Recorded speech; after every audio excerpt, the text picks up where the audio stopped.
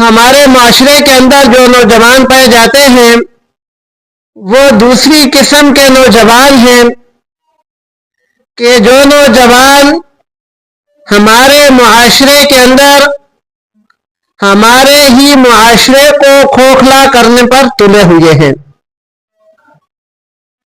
ہمارے نوجوانوں کے اندر ہر طرح کا زوال اتنی حد تک پہنچ چکا ہے کہ اس سے آگے زوال کی حد تقریباً ختم ہو جاتی ہے.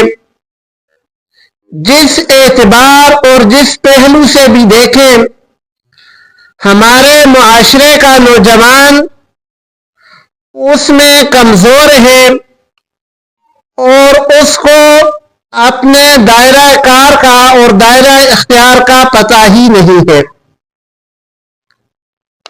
مثال کے طور پر سب سے پہلے بحیثیت ایک مسلمان ہمارے نوجوانوں کے اندر اعتقاد کے حوالے سے عقیدے کے حوالے سے کمی پائی جاتی ہے. اگر ہم اپنے کسی بھی نوجوان سے کہیں کہ بھائی ہمارا عقیدہ ہے کہ اللہ وحدہ لا شریک مالک الملک ہے، ہمارا خالق ہے، ہمارا مالک ہے، تو آپ کا اس پر کتنا یقین ہے، کتنا عمل ہے، یا آپ کے پاس اس کی کوئی دلیل ہے؟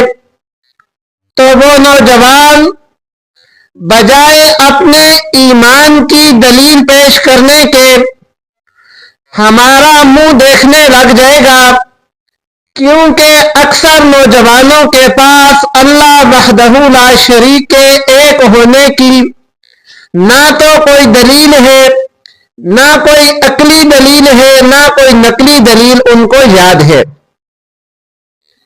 بس ایک مسلمان معاشرے میں پیدا ہوئے، مسلمان بن کر زندگی گزار رہے ہیں. مسلمانوں کا عقیدہ توحید کیا ہے اس کے بارے میں ان کے پاس معلومات نہیں ہے.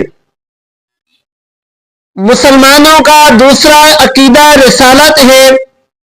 تاجدار مدینہ صلی اللہ علیہ وآلہ وسلم اللہ رب العالمین کے آخری رسول ہیں. اگر کسی نوجوان سے اس بارے میں پوچھا جائے آپ صلی اللہ علیہ وآلہ وسلم کا نام پوچھا جائے، آپ صلی اللہ علیہ وآلہ وسلم کے بارے میں کوئی بھی سوال کیا جائے تو ہمارے نوجوانوں کی کثرت اس کا جواب دینے سے قاصر ہے.